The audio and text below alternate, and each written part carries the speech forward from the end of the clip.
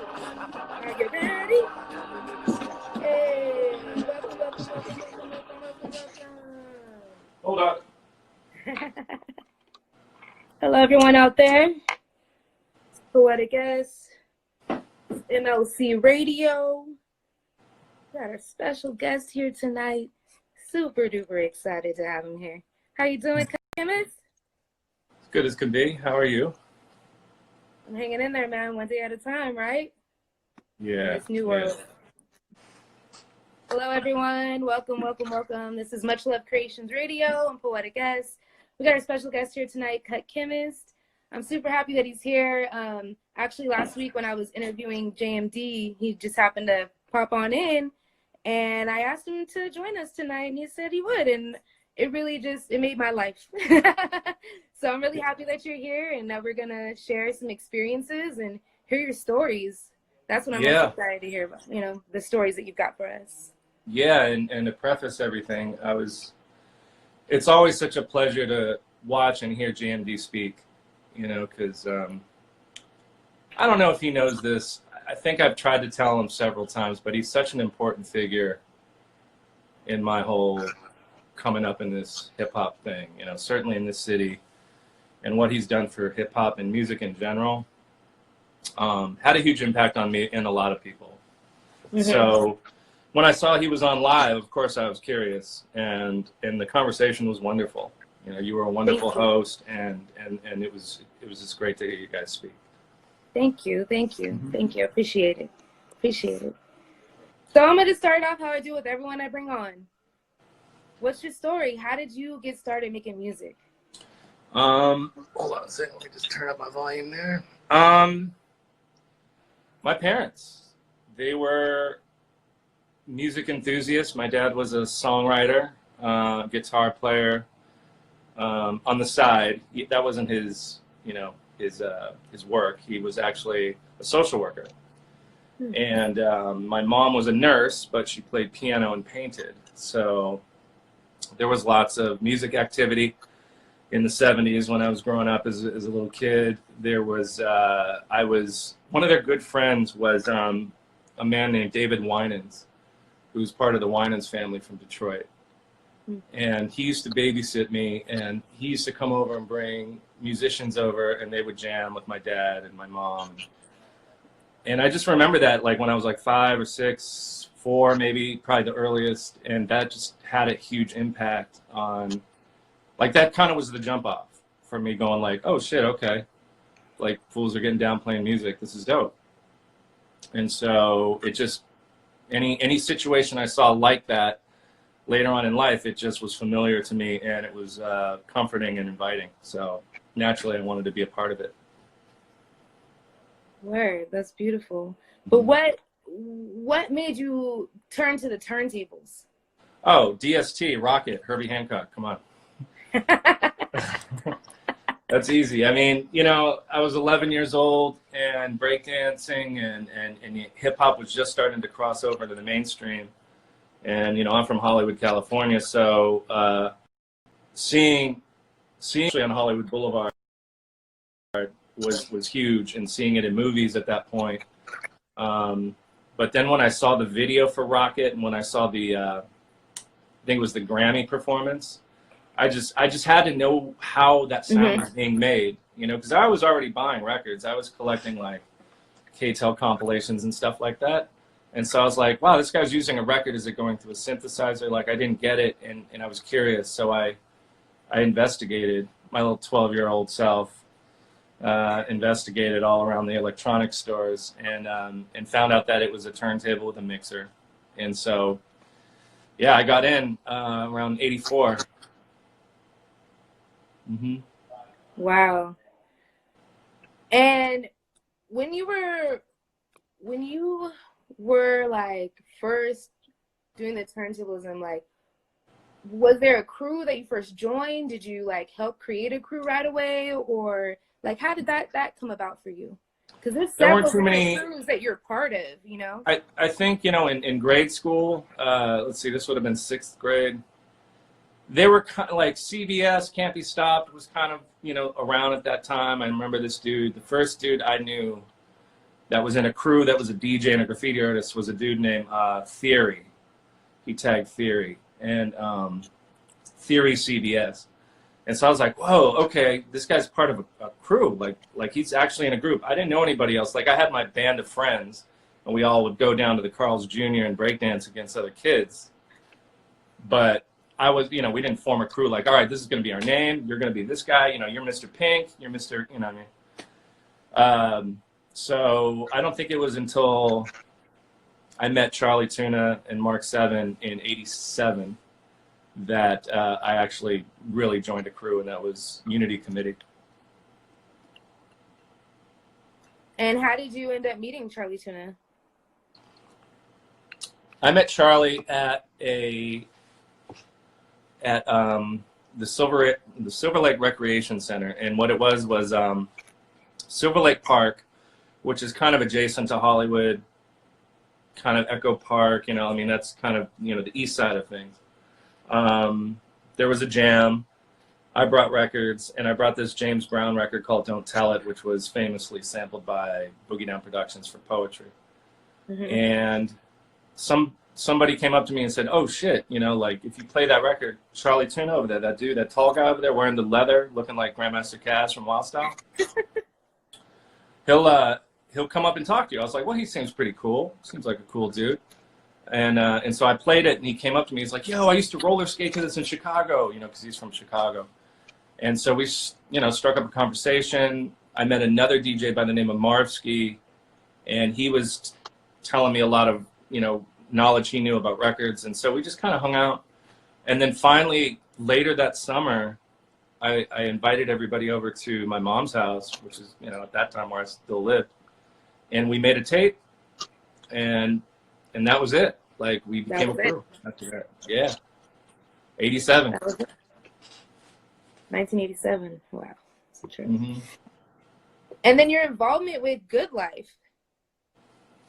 How did that come about? The Good Life was it was going on for a while. By the time I got there, it was 91.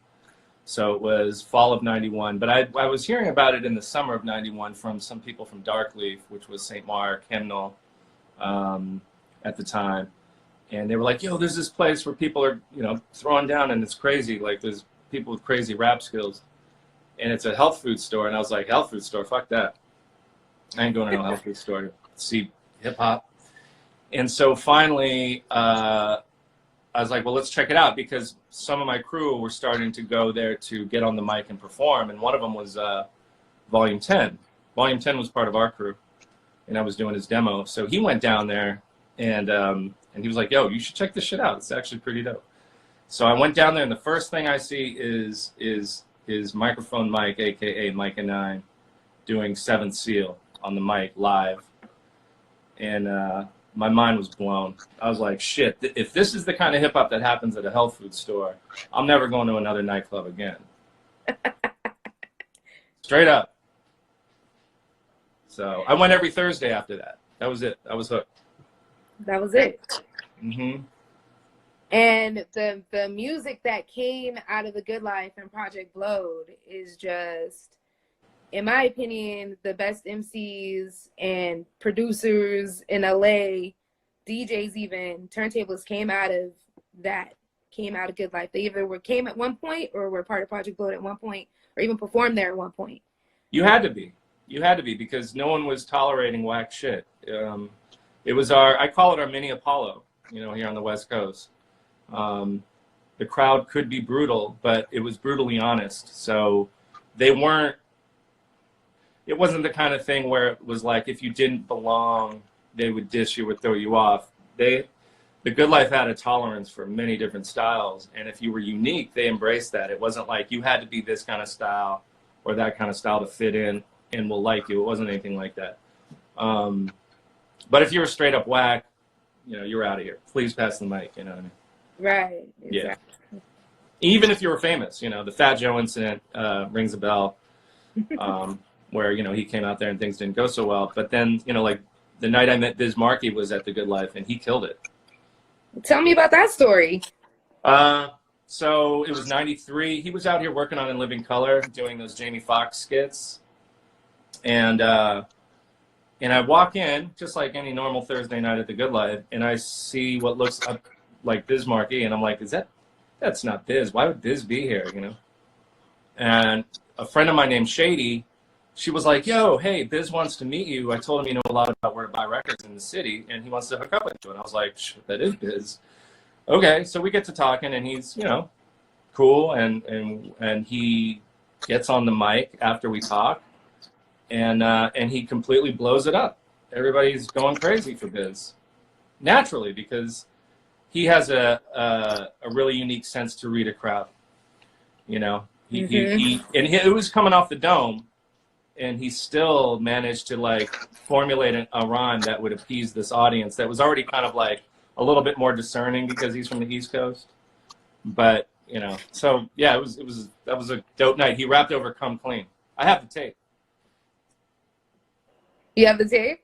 Yeah, not with me, but I do have it in my archive. That's dope. Mm-hmm. That's dope. I didn't know Ava DuVernay rocked 2 minutes. Yeah, I'm trying to read them too. Yeah, Ava did a wonderful job. That was her first movie. Yes. This is the Life documentary, and she completely knocked it out the park. It was great because that's one of the most cherished moments of my life, and so when I watch that movie, I can actually relive it. And you know, not many people could say that they can relive over and over again one of their most cherished moments. Thanks to Ava, I can. Yes, exactly. And how was that event? Were you there when they did that? They showed the film at the museum? Yeah, it was a 10-year anniversary of her film, and we went. It was amazing. You know, I haven't spoken to Ava in a few years, and you know, with all this success, you know, I wasn't sure like she's exactly the same as she was then. I mean, just so warm and just is, you know, just the way she is.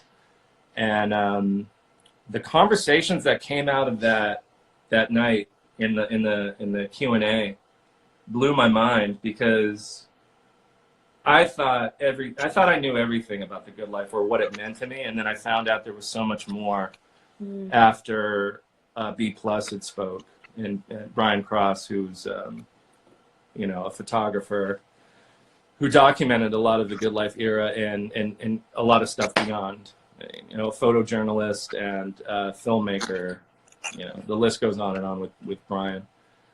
But his account for how he perceived the energy of The Good Life was really profound. And I can kind of explain it going back a little bit, which was, you know, I was looked at as an outsider because of the color of my skin, but also because we were, you know, my crew was not from around there. Mm-hmm. We were embraced musically, but there was always a little bit of, not always, but sometimes there was a little bit of tension. You know, some people had problems with it, other people didn't. And I would always get asked, do you feel threatened, or like, do you feel like this? I was like, no, not at all. You know, it was a unique energy that I felt like surrounded all of us at the same time, to where we shared a common bond. And I never understood really what that was. I couldn't put my finger on it. But then B+ spoke about it, and it blew my mind. And he mentioned the elders. Mm-hmm. And I was like, what do you mean, the elders? And he was like, you know, people, the energy that surrounded the place was like a jazz energy. And it came from the likes of like Horace Tapscott, Billy Higgins, Fifth Street Dicks, World Stage, you know, the Leimert Park, you know, venues for jazz, B. Hall, Kamau Daoud, you know, like these people, their energy was apparent. And one person I can think of as who I consider a conduit of that energy is JMD, because he was playing with those people, And he was bringing that energy over to the good life. And it created a sense of, for me, just a sense of like invitation to where it was like, do you love this music? You belong here. And that's all you need to belong here. And it was amazing. And I never really could put my finger on it, but I always knew there was something that kept all of us safe from anything jumping off. I mean, it's right in the middle of, you know, South Central, where shit goes down on the daily, quote unquote, from the movie. And but yet nobody's tripping. Like, we're outside hanging out, battling. It's all good. And so I was like, yeah. When Beat Plus spoke about that and put that into that kind of context, it kind of made sense to me. And why I look at it more as a jazz venue than a hip hop venue. You know. Thank you for sharing all these stories. We're getting a lot of history right now, and I think that people need to hear that. They need to know where things come from. I like to know where things come from. I love to know where things come from. You know, the entire quarantine period I've been submerged in people talking on streams more so than DJ sets, because I want to hear stories and I want to hear history and I want to hear people's perspective of history. I think it's really important. And we're never going to get it so concentrated ever again. Right. So now's the time to cherish all this information that we have in front of us all the time, every night, every day. Because who knows, in a year, we're not going to get it. I said while we can, too. Yeah, while we can. That's what I mean. Mm-hmm. I want to give a big shout out. I see Mighty Junebug's in here. Quest has been having some good ones, by the way. My favorite Questlove one, when he... Oh, Questlove's have been... I think he did, like, I don't know if it was like days, but he did hours of James Brown, and he was breaking down, like, Clyde Stubblefield's trajectory of, like, funk drumming from, like, when it wasn't, and then it was invented, and then... It was really, really, really deep. And, I mean, talk about stories. He's doing it while he's playing the music, you know what I mean? And who better than Questlove, right? Yes. You know? Yes. And so, one night I was watching him, and he actually dropped he was playing the sample from Imaginary Places, and then he dropped the Bus Driver Imaginary Places. And I just had a moment because I was taking a shower, I think, and I was just like, oh, what? Hey. I was like, that's dope. Like, that he's showing love all the way to Lamar Park, too. You know what I mean? Oh, yeah, absolutely. Well, I mean, you know, LA drummers are important to every, you know, the soul, jazz, funk scene, too. So, I mean, he knows that. So you got to give respect, too. Definitely, Will Dog from Ozo Motley's in the house. What's up, Will? Hey. Will Dog was around for all that stuff, too, man. Hit me up, Will. Let's talk. Yeah. So, I think, let's talk about Ozo Motley. That's a perfect segue into that. Yeah, let's do it. How'd that happen? I don't know. Will Dog, how did it happen? I wish we could do like a Zoom style. I know, right? I wish I could do that sometimes too. But interesting, like to tether it to Unity Committee, we could do this really clean. It was Will Dog. Will Dog's brother was a graffiti artist named Jack Frost. Him and Charlie Tuna were graffiti partners back in the mid '80s. So Will Dog and Charlie already knew each other. I met Will Dog in '90 through other people, and then he just started to pick up the bass and started playing bass. Then he formed a band, or in that band while he was playing bass, they decided to also back Unity Committee as kind of this experimental live band rap group thing, which there weren't a lot of at the time. Mm-hmm. So we started to do shows with Will Dog and the drummer named Andy, with Charlie on the mic, me on the turntables. It was pretty interesting. I have video of it. There's some dope shit in there.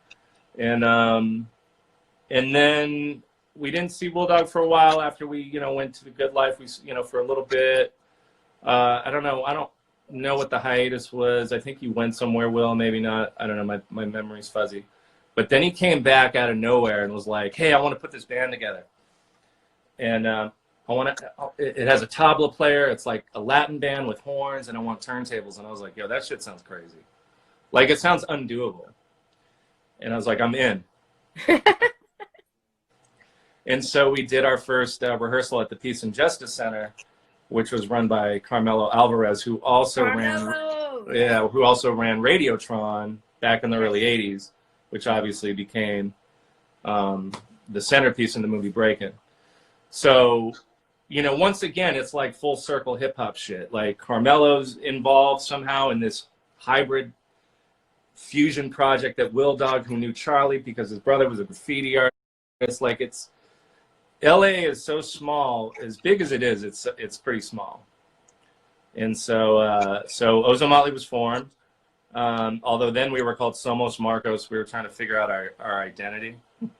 And our first gig was Radiotron, or at least the first gig I remember was Radiotron, like the revival. And after that, you know, we just started doing a lot of shows, and eventually about a year later, Charlie joined the group, and that was it. We started doing residencies at Luna Park, Dragonfly, Opium Den, loft parties. One of the other first gigs we did was Zach De La Rocha's loft party, which I think it got broken up by the cops before we could even play. Yeah, fun, good times. Love it. We got all kinds of people showing love in the comments right now. My sister Lily Flora is on here. She wanted to say peace. She used to, I believe she was working at the Peace in. Oh, Lily? Yes, Lily. Oh, shit. Yeah. What's up, Lily? Yeah. Wow. I had to make sure I bigged her up. I told her I was going to interview you, and she was like, oh, you got to talk about this. I'm like, okay. So. Oh, yeah, by all means, man. Get her on here. What the hell? Shout out to the Root Town, of course. Yeah. Anyway, that's exciting. So let's go. Since we're talking groups, that segue into another group that you were a part of that a lot of people know about, which is J5. Jurassic 5. Yeah. So Jurassic 5. How did that form? That was from The Good Life, Rebels of Rhythm, and Unity Committee joining forces. And also, it gets mentioned less, but there was a function called Rat Race, which also was a fusion concept of hip-hop groups being backed by a live band.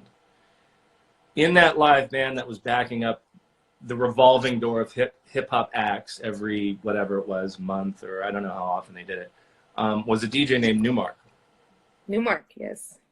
And so that's how I met him, was when Unity Committee was asked to do this function. I met Newmark, and this was 92. JMD was involved in it as well. He was one of the drummers at one point. And in fact, at the rehearsal with JMD was where I met Newmark, I think. So that's the Newmark Unity Committee, and then Rebels of Rhythm was Good Life, but they also did Rat Race. So it was kind of both things coming together, where it was like, we keep running into these guys. Maybe we should do a song with them, you know? Yeah. And they were dope performers, you know. I felt like we were dope performers, and so it just seemed natural to be like, shit, let's just do a dope performance and song together and see how it goes. And so I hit them up and I said, I have this beat. I'd love for you guys to do it. And it was meant to be sounding New York old school, like early 80s throwback. And then they came in with exactly the right chemistry for that music, with the harmonizing, and you know, it was perfect. And then I said, yo, let's spice things up and bring Unity Committee in on it. And so they sat down and arranged a song vocally that kind of defied all pop music structure. Like, it felt like it had a chorus, but there just was no chorus.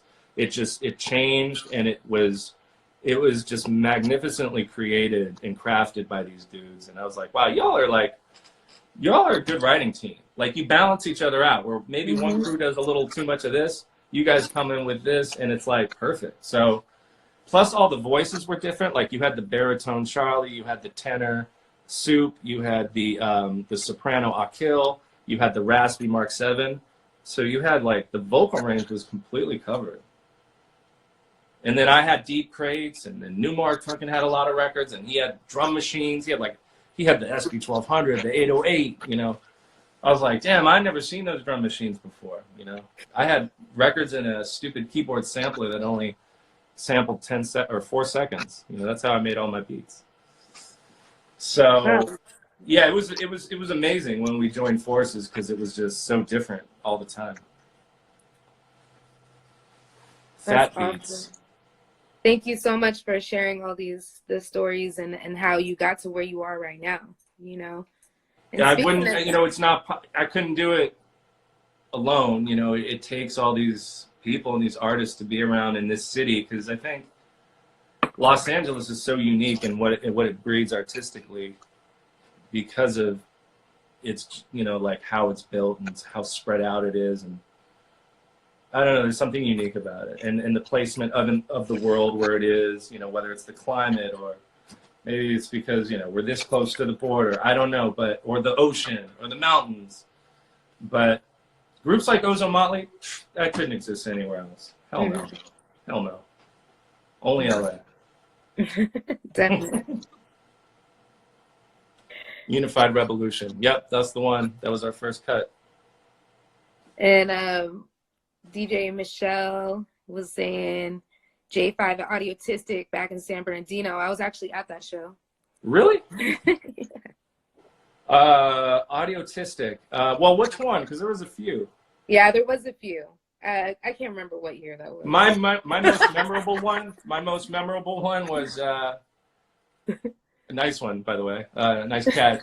Was the one with Black Delicious where they all came out in lab coats. I think I was at that. What are you guys making fun of me? Like, it was, I was so stupid and petty about it, but I was like, all of a sudden everybody's wearing lab coats and wearing goggles, like making fun of me, Charlie. And he's like, shut the fuck up. They're paying homage to you. I was like, okay. It was a lot of fun though. I love those guys.